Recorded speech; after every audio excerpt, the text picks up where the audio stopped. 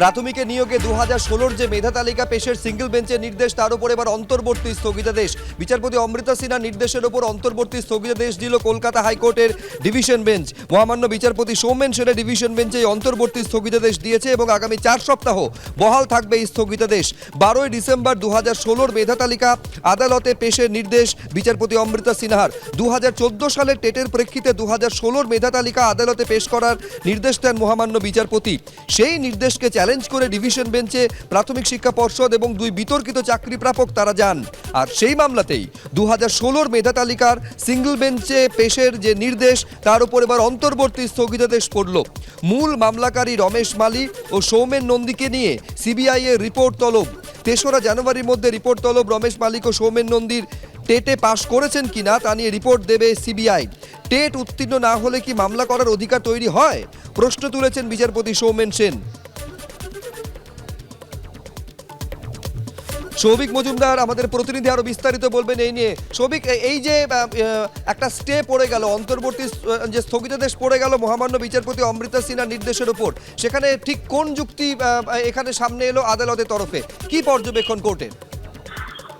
দেখো, প্রথমত তোমাকে বলবো যে এই প্রাথমিক নিয়োগ দুর্নীতি মামলার ভবিষ্যৎ নিয়েই কিন্তু বিচারপতি সৌমেন সেন তিনি প্রশ্ন তুললেন। তার কারণ তুমি জানো যে একদিকে যখন গত 12 ডিসেম্বর বিচারপতি অমৃতা সিনহা তিনি নির্দেশ দিয়েছিলেন যে 2014 যে টেট হয়েছিল তার প্রেক্ষিতে 2016 সালে যে নিয়োগ হয় সেই নিয়োগের মেধা তালিকা সেটা কলকাতা হাইকোর্টে বিচারপতি অমৃতা সিনহার এজলাসে পেশ করতে হবে।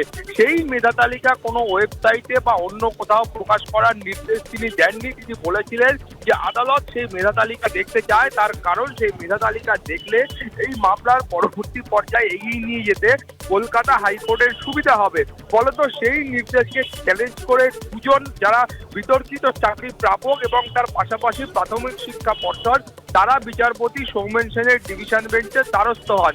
এখন বিচারপতি সৌমেন সেন তিনি যখন একদিকে এই মামলা এই নির্দেশের ওপর অন্তর্বর্তী স্থগিতাদেশ দিয়েছেন, সেই স্থগিতাদেশ আগামী 4 সপ্তাহ বহাল থাকবে। ফলত আগামী 4 সপ্তাহের জন্য এই যে প্রায় এই যে প্রাথমিক শিক্ষকের নিয়োগে 2016 সালের যে প্যানেল ছিল, যেটা কার্যত 42,000 প্রায় শিক্ষকের প্যানেল, সেটা আদালতের সামনে পেশ করার ক্ষেত্রে অন্তর্বর্তী স্থগিতাদেশ জারি হলো। পাশাপাশি তিনি বললেন যে তুমি জানো এই মামলার 2 মূল মামলাকারী, একদিকে হচ্ছে রমেশ মালিক এবং অন্যদিকে হচ্ছে সৌমেন নন্দী। এই 2 ব্যক্তি তারা 2014 সালের প্রাথমিক টেটে পাশ করেছিলেন কিনা সেই রিপোর্ট সিবিআই এর পেশ করতে হবে।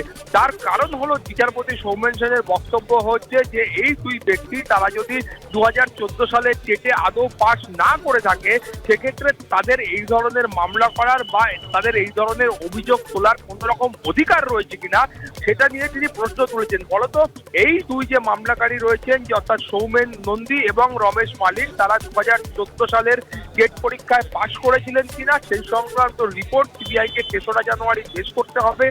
14 জানুয়ারি মামলার শুনানি হবে এবং সেই সময়ের মধ্যে এই গোটা প্রক্রিয়ার ওপর অর্থাৎ এই প্যানেল যে আদালতে পেশ করার উপর সেটার উপর অন্তর্বর্তী স্থগিতাদেশ বহাল থাকবে। ফলত এই মামলার বাকি অংশে আইনজীবীরা বলছেন যে এই মামলার বাকি যে অংশ রয়েছে তার উপর শুনানি সিঙ্গেল বেঞ্চে চলতে পারে, কিন্তু আপাতত ভাবে প্যানেল আদালতে পেশ করার ক্ষেত্রে অন্তর্বর্তী স্থগিতাদেশ বহাল থাকবে। ধন্যবাদ সৌভিক।